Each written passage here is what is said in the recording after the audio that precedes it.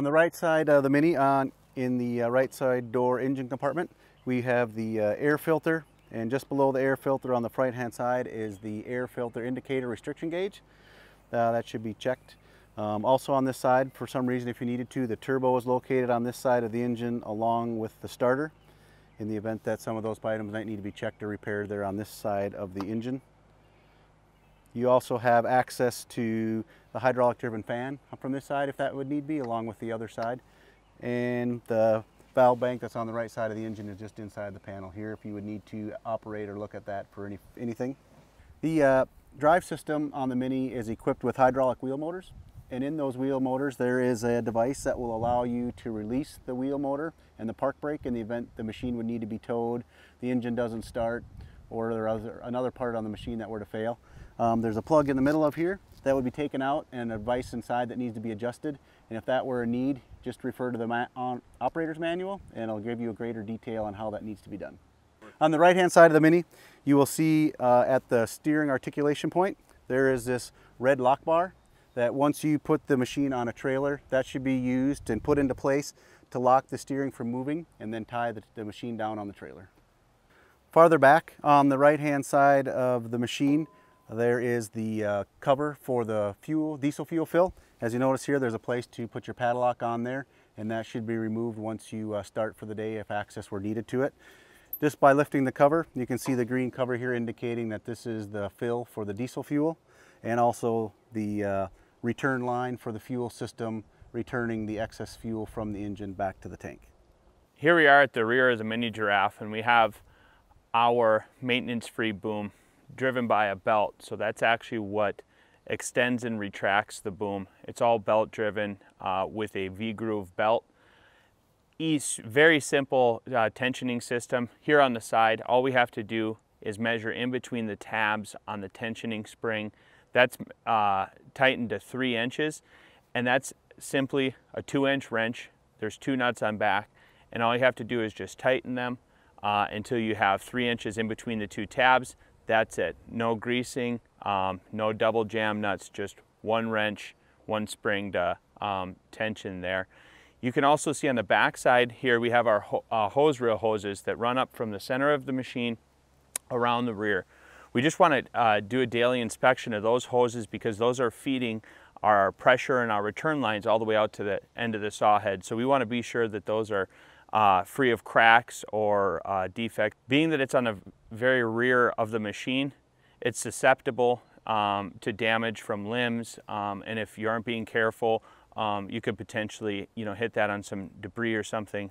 So you just want to be sure you're checking those hose reel hoses as much as possible daily at the bare minimum. Also on the rear of the machine, we have 4 grease zerks on the back, which are located just underneath the drive motor. We have 2 grease zerks going into a pin, and then we have 2 remote connections that will actually go and grease some linkage pieces further down the boom.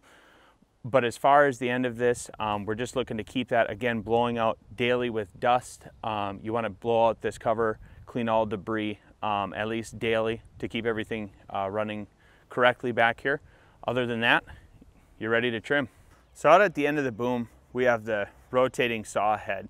It's got a 24-inch blade coupled to this rotating saw head assembly. Daily, you're inspecting your saw blade. You're inspecting it for teeth loss. You're inspecting for cracks or warps. Per our guidelines, if you have 10% of the teeth missing or loose, you want to go ahead and replace that blade. They're about a 74 count too, so that'd be about 8 teeth affected. You want to go ahead and replace that blade.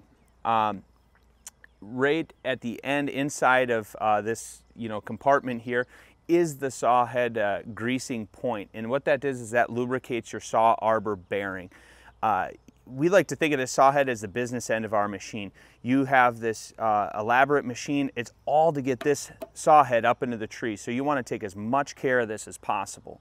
Other than that, no maintenance points out on this end other than the grease zert that's for the saw arbor bearings and a daily check of your saw blade.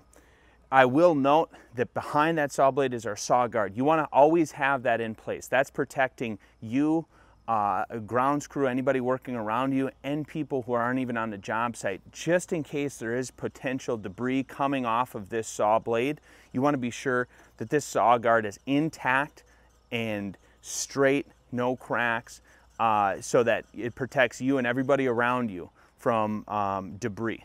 In the event that your Mini-Jarraff does get stuck out on the job site, we incorporate on both the front and rear of the machine, we have tow straps that are hooked directly to the frame of the machine. When these machines are stuck, it's best to pull off of the frame, not the legs, when you're freeing the machine from wherever you have it stuck. So these straps will run underneath the machine and to a solid point, so you're able to put a winch or a tow chain or strap right to these when it is stuck. So once again, just to outline that, do not pull on the legs or where you're tying the machine down in the event that you are stuck, because you will cause damage to components on this machine.